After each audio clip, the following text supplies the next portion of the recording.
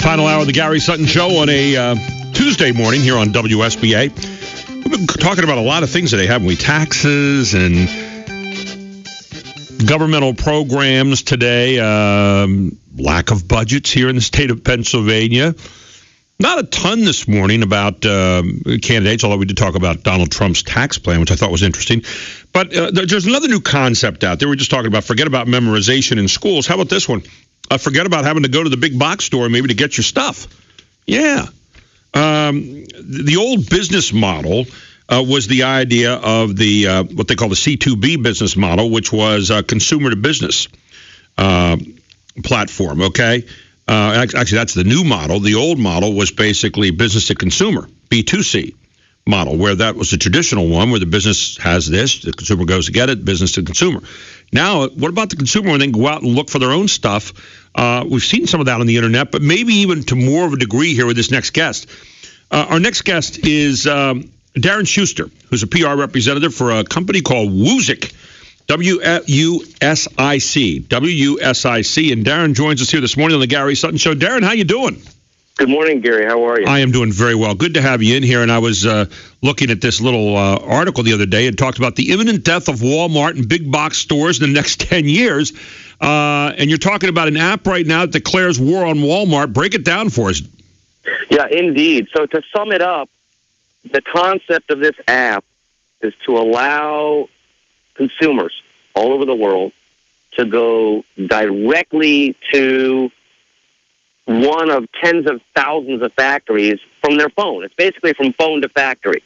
And therefore, put the power in demand creation in the hands of consumers. So you're cutting out the middleman, basically, is what you're doing. I mean, you're going directly to where it's being made, and you're not having to worry about the extra costs that are being put on there and bumping up the retail sales price, right? We certainly are trying to do exactly that. Absolutely. Walmart and maybe one or two other big box chain outlets. Best Buy comes to mind. Target comes to mind. In some of these, in a lot of communities, they're sort of dominating and monopolizing and not giving a lot of freedom of choice in the marketplace. They do offer some good savings. I shop there occasionally myself. But this concept has really a tremendous amount of potential to save even more money, certainly more convenient for those who like to shop online. And it's got potential to really disrupt an industry. Now, the point that you make in the send-out that I got is that, instead of the choice that a store provides for you, you are now creating your own choice list, so to speak. Am I reading that the correct way? I mean, you're expanding that exponentially. Right, and what the idea is that the consumer can take advantage of what's the Alibaba catalog. And if you're not familiar with Alibaba, it's a huge company that sells millions of items every day or every right. On an ongoing basis. And just about every factory in the world goes to Alibaba. Well, we went directly to that catalog, plugged it into the app, and now consumers can go directly.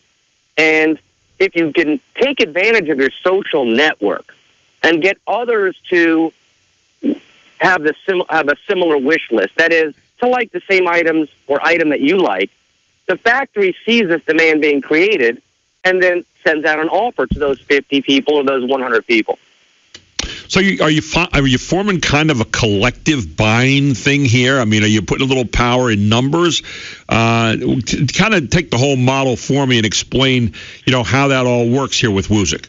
You're right. Absolutely. It is you are using numbers to gain an advantage in the marketplace. So, if you go to Walmart, or Costco is another one, you're buying in bulk. So instead of buying one roll of paper towels, you're buying like 20. And you're getting a discount as a result. But it's pretty limited to that particular store. You have to buy in bulk. But what if you don't want to buy in bulk, but you want bulk prices? Right. So if enough consumers gather together, let's use paper towels as an example, and you don't want 25 or 20, you want 2 or 3, but you want to pay the price that you would pay for the 20 or 25. A couple dozen. Right. That's the concept of the app. How is this different? Now, a lot of people, we're seeing every year about, Cyber Monday when people go out after, Black Friday and Cyber Monday. We have a lot more people now shopping on the internet. So obviously you're taking advantage of the idea that people are starting to move more and more to the internet. And some people are saying, well, Black Friday isn't what it used to be because people go out and they look a lot, but they don't necessarily buy a lot. And you're seeing more buying being done on Monday. So obviously you're jumping on that a little bit too, right? And, going where people are going in terms of habits. And we have a new generation that the internet is there for everything, right? Look, clearly it's a new generation, and you can do a lot of comparison shopping, and you can do research on reviews and Yelp and that sort of thing. And it's fantastic. In fact, we want to take advantage of that.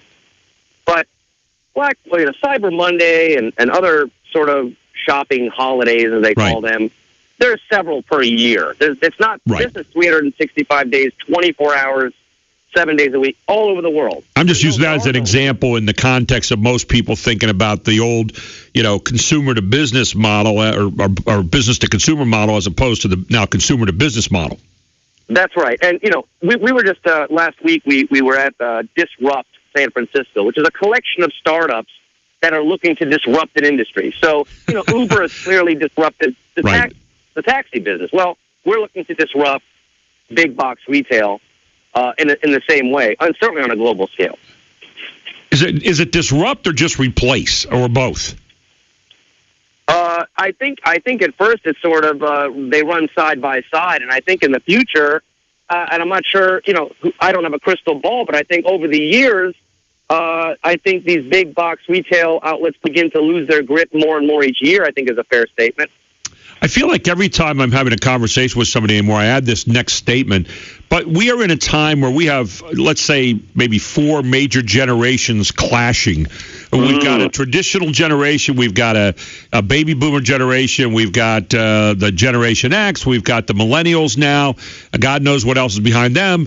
And so we have the habits of these four, and we're seeing a lot of consternation in our country, for lack of a better term.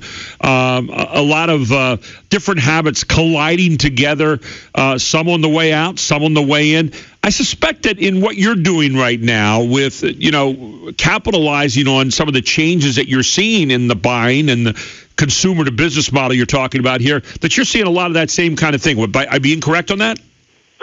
I think it's an interesting point in terms of four generations converging. Yes. I think it is. I think they are converging, rather, as opposed to being segmented. I think they are converging, and what I mean by that is everybody's on their phone. Look, go to any McDonald's, go to any movie theater, go to a mall, go to a restaurant. Everybody is on their phone, 18 to 88 years old. Right. Right. So, sure, you have some older people and middle-aged people going on Facebook to keep in touch with long-distance families. They love Facebook. There are different demographics depending on the social media that you're dealing with. Young people like Snapchat. Really, politicians and their followers of all ages like Twitter. But either way, they're all on their smartphones, for better or for worse. Sometimes it's for worse. I mean, I went to dinner last night with my oldest daughter, and we purposely put our phones away, and we actually looked at each other and had a conversation. It took a little bit of an effort because I too am used to grabbing that phone, right, checking the weather, looking on a restaurant review, or definitely shopping. Right. So the fact of the matter is, people are living on their phones. Just look around. It's a little obnoxious, in my opinion. I'd like to see maybe people cut back a little bit instead of spending 9-10 hours a day on their phone. I would take the words a little away and make it it's really obnoxious, but go ahead. Agreed. Yeah. It is. It certainly it is. And, I'm a citizen and a consumer as well, not just a PR representative. However, people do want the convenience of shopping online. They do want to shop around. They do want great prices. And this model, as it gets more and more downloads, as it gets more and more users, it's only been up for less than a month. It's already gaining some pretty good traction. If it continues, I do believe that it will begin, and maybe competitors and apps sort of like this are going to start to wear away on the grip of these online retail. I mean, these brick and mortar retailers.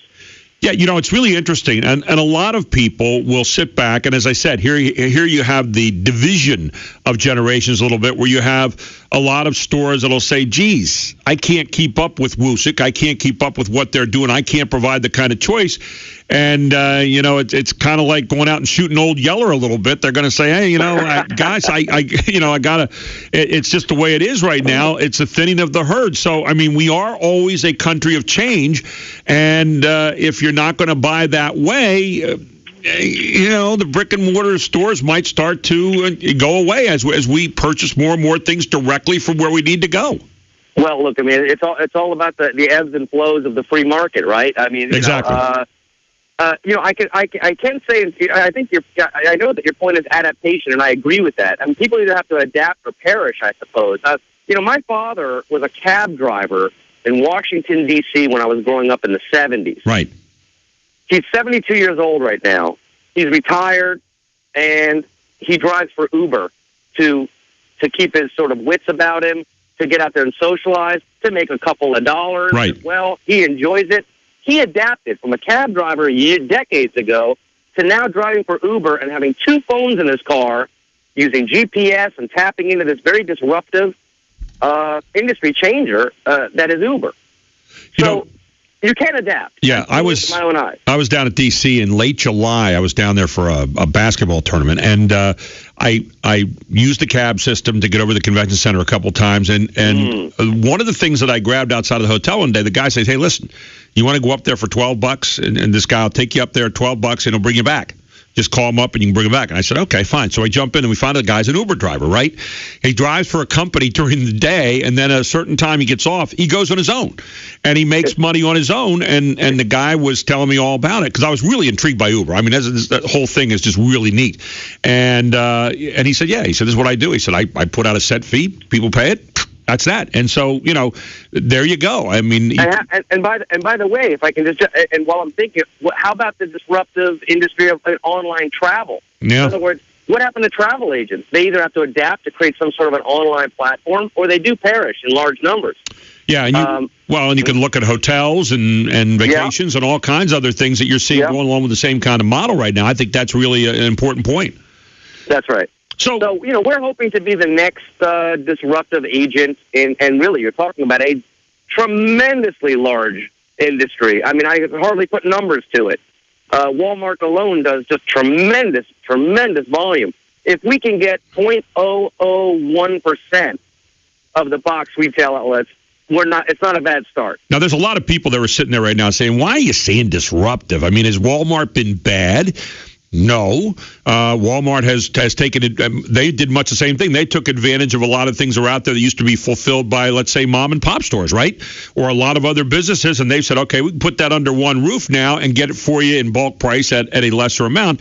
You're kind of going out there and saying now, hey, guess what? We found another way to get a bulk price for you with a different kind of model. And you're just being honest about it and saying it's going to disrupt the way you've done this before, right? That's right. And in fact, taking a bit of pride in it. It is exciting to bring. It is exciting, I think, for me, and I think the founders of the company, to go after the 800-pound gorilla in the industry as business people, as entrepreneurs. We think we're offering a fantastic solution. We're certainly building something day by day that allows people to save a lot of money and have a choice. Look, they can drive down the street. They can wait in long lines at Walmart, which often there are long lines, or Costco, and they can bring these big bulky items back to their home. And I have to say, in order to save money at Costco, you kind of have to go in there with several $100s because you are buying in bulk. Right. Not everybody can do that.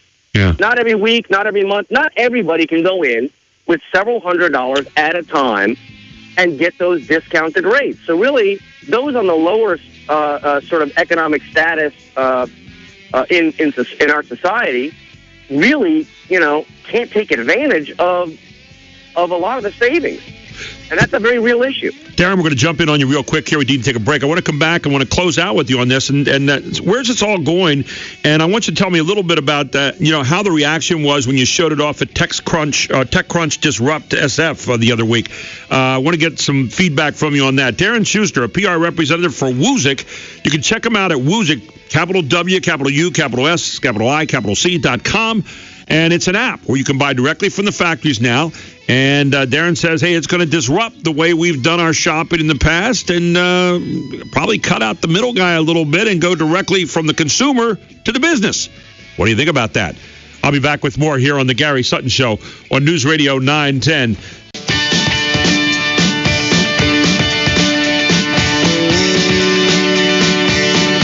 Welcome back to the Gary Sutton Show on WSBA. Darren Schuster is a PR representative for WUSIC. You can check him out at WUSIC, capital WUSIC.com. Brand new app that allows consumers to shop directly from thousands of factories around the world via the Alibaba catalog of millions of products. And Darren is telling me how this is a disruptive kind of thing. They're trying to disrupt the way you normally have done business before. Darren, you kind of showed this thing off at the TechCrunch Disrupt SF event earlier this week. How'd it work out? We did, yeah. I'll tell you what, a couple of observations, if I can throw them out. Sure. There were probably something like 150 different vendors there showing off their new gadgets and gizmos and apps and even some hardware to some extent, all claiming to be disruptive. I have to say that was the first disruptive conference I've been to, and it's really in the heart of the Bay Area and Silicon Valley. And I have to say, most of the vendors, 90% of the vendors, were not disrupting anything at all. Right. So we were proud to be there to take on such a big, industry. And we did interview with, BBC and some of these other foreign press. They were eating it up. They were loving it. I think a lot of the foreign press likes to pick on Walmart and big box chains. Of course, they like to pick on anything American. Right. But right. And I suppose that's their job. But we had a great reception from analysts, from venture capital firms. We had multiple meetings with VC firms up there wanting to put a couple of dollars in. And we're going to go on our own for a while and get real momentum from real people and not try to pump this thing up artificially. No artificial sweetener here. Okay. But it really was an exciting event in terms of people's reactions. The first thing they said was, "What took you so long?" Wow. Yeah. Yeah. Now, are you finding a certain kind of buyer coming to you? I mean, obviously, somebody that uses the internet is someone that's going to be interested. But are you finding it's crossing all age brackets, or are you finding, let's say, more millennials coming to you? What are you seeing here in the early going? Good question. I just looked that up a few days ago, and I don't have exact numbers. Right. My impression was it's pretty evenly distributed from like 23 or 24 up to maybe like mid-50s. Okay. So that's kind of a general, and then it's sort of evenly distributed. So are people kind of putting their toe in the water here a little bit? There's kind of the curiosity factor, and they're coming in. Yeah, anytime you have something brand new, yeah. I think so. We're starting to see a lot of people, really into the thousands. There's over 20,000 downloads, which is not bad for. I mean, really, we officially launched only about a week or so ago. Right. We launched less than a month ago, and it's been in development for almost 2 years in terms of software development and concept development. So yeah, I think people are dipping their, they're getting their beak wet, to mix metaphors. They're dipping their toe in the water, and they want to see if it works. They want to see if they can get a good deal, and if they take advantage of their social network, which people are used to doing in 2015, and people have huge social networks. They're almost a media unit unto themselves. Right.